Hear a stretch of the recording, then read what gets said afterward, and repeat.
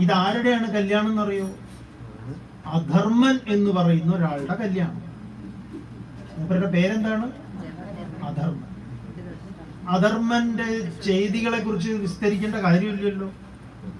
എന്തൊക്കെ കൊള്ളരുതായ്മയുണ്ടോ അതിന്റെ സിംബോളിസമാണ് അധർമ്മൻ. ആ അധർമ്മന്റെ ഭാര്യയുടെ പേരെന്താ? മൃഷ. മൃഷ എന്ന് പറഞ്ഞു കഴിഞ്ഞാൽ തെറ്റിദ്ധാരണ. തെറ്റിദ്ധാരണയെയാണ് ഒരാൾ വിവാഹം കഴിച്ചതെങ്കിൽ അവന്റെ ജീവിതം എന്താവും?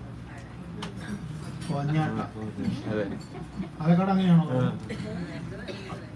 ഗോൺ കേസ് അല്ലേ? നോക്കൂ, എന്ത് വ്യാസരൊക്കെ ആരെയാണ് നോക്കൂ, എന്ത് ഗംഭീരമായിട്ടാണ് വിവാഹമായിട്ട് പറയുന്നത്. അധർമ്മൻ കല്യാണം കഴിച്ചു. ആരെ? തെറ്റിദ്ധാരണയെ കല്യാണം കഴിച്ചു.